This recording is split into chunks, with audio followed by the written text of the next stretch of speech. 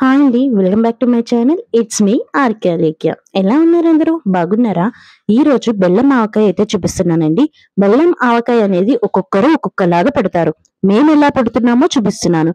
మనం ఏ పచ్చడిని పెట్టేటప్పుడు తడి అనేది ఆరిపోవాలండి. తడిగా ఉన్నప్పుడు పెడితే గనక నిల్వ అయితే అస్సలు ఉండదు. బూజు పట్టేస్తుంది పచ్చడి అనేది.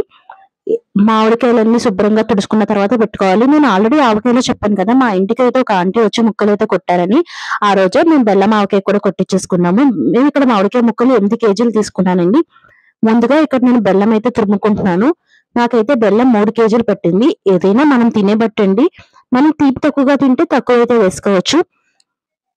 ఇక్కడ మొత్తం కలిపే మామిడికాయ ముక్కలన్నీ ఒక దాంట్లో వేసుకున్న తర్వాత ఇక్కడ నేను 8 కేజీలు అన్నాను కదా, 30 మామిడికాయలు అనమాట. అందులోనే 1 కేజీ ఉప్పు అయితే తీసుకున్నాము. ఇక్కడ కల్లుప్పు అండి. కల్లుప్పు మనకి బయట మార్కెట్ లో సాల్ట్ లాగా అయితే దొరుకుతుంది. లేదు అంటే మనం ఎండపెట్టి మిక్సీ అయితే చేసుకోవచ్చు. ఇక్కడ నేను కారం అయితే కేజీన్నర అయితే తీసుకున్నాను. ఆల్రెడీ మీకు చెప్పాను కదా 3 మ్యాంగోస్ కారం అయితే యూస్ చేస్తున్నామని. ఇందులో కూడా నేను ఆ కారమే యూస్ చేశానండి, 3 మ్యాంగోసే. అది కూడా ఒక 1.5 కేజీ అయితే పట్టింది. ఇక్కడ ఆవపిండి అయితే ఆవాల్ని మిక్సీలో వేసుకున్నాం కదా, నేనైతే ఆవపిండి 1 కేజీ అంటే ఒక డబ్బా అన్నమాట. దాంట్లో ఆవపిండి అయితే వేసుకున్నాను. ఆవాల్ని మిక్సీలో వేసుకున్న తర్వాత వచ్చిన తర్వాత నేను ఇందులోనే మళ్ళీ బెల్లం ఆల్రెడీ చెప్పాను కదా మీకు 3 కేజెస్ పట్టిందని నాకు. ఫస్ట్ ఇక్కడ నేను 2.5 అయితే వేసుకున్నాను. 2.5 కేజెస్ వేసుకున్న బెల్లం వేసుకున్నాను కదా, మొత్తం అంతా వేసుకున్న తర్వాత మనం వెల్లుల్ని నేను ఆల్రెడీ అందులో ఒకసారి మీకు చెప్పాను టిప్ అనేది. ఆ వెల్లుల్లికి నూనె రాసి ఎండలో పెడితే రెబ్బలు అనేది మనకి వెల్లుల్లి రెబ్బలతో పొట్టు ఈజీగా వచ్చేస్తుందని. ఆ పొట్టు వచ్చిన వెల్లుల్లి, అలాగే 1 టీ స్పూన్ మెంతులు, కొంచెం ఆయిల్ అయితే వేసుకున్నాను. ఇక్కడ పల్లి ఆయిల్ అయితే యూస్ చేస్తున్నాను. వేరుశనగ నూనె.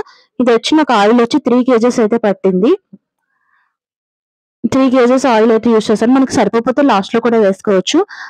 మనం ముందుగా నేనైతే ఇక్కడ 2.5 అయితే వేసుకున్నాను అనమాట. ఇందులోనే కచ్చా పచ్చాగా దంచిన వెల్లుల్లి అది కూడా వేసుకోవాలి. పొట్టుతో ఉండంగానే దంచుకోవాలండి ఇందులో వెల్లుల్లి. అది వేసుకున్న తర్వాత అందులో కొంచెం పసుపు. ఇక్కడ నేను మెంతిపిండి అయితే 50 గ్రాములు మెంతిపిండి పట్టింది నాకు. మెంతిపిండి వేసుకున్నాను. మొత్తం అంతా వేసుకున్న తర్వాత ఒకసారి బాగా మిక్స్ చేసుకోవాలన్నమాట. మొత్తం ముక్కకి పట్టేలాగా మొత్తం కింద నుంచి పై వరకు మొత్తం బాగా కలుపుకోవాలి. మనం ఏదైనా కలిపిన బట్టే ఉంటుంది. మొత్తం మన చేతిలోనే ఉంటుందన్నమాట. మొత్తం కలిపేదాన్ని బట్టే ఉంటుంది ఏదైనా. ఈ బెల్లం పచ్చడి అనేది ఎండలో పెట్టాలండి. ఎండలో పెట్టకపోతే పచ్చడి అనేది ఎక్కువ రోజులు నిల్వ ఉండదు.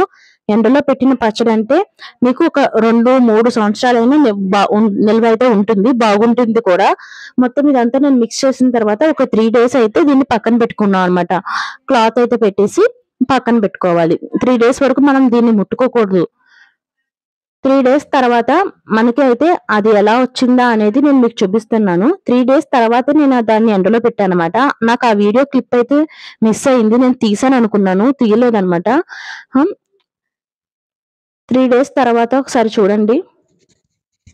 3 డేస్ తర్వాత అయితే ఒకసారి చూడండి ఎలా ఉందో. నేనైతే దీన్ని ఎండలో పెట్టుకున్నాను. ఎండలో పెట్టిన తర్వాత ఇలా ఉంది. బెల్లం అంతా కరిగిపోయి ఆయిల్ అంతా ఇలా వచ్చి చూడండి, ముక్క కూడా ఎంత బాగుంటుందో నిజంగా.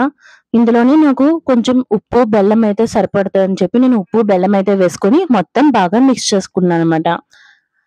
నిజంగా ఇదైతే సూపర్ ఉంటుంది. ఈ బెల్లం పచ్చడి మీరు కూడా ఒకసారి ట్రై చేయండి. చాలా అంటే చాలా బాగుంటుంది. మనకి ఇది నిల్వ ఉండే కొలది టేస్ట్ అనేది సూపర్ ఉంటుంది అసలు. అండ్ నేను చెప్పే కొలతలు బట్టి మీరు కూడా ఒకసారి ట్రై చేయండి. అండ్ ట్రై చేసి ఎలా ఉందో నాకు కామెంట్ చేయండి. అండ్ నా వీడియో కనుక మీకు నచ్చినట్లయితే లైక్ చేయండి, షేర్ చేయండి అండ్ సబ్స్క్రైబ్ చేయండి. Thanks for watching.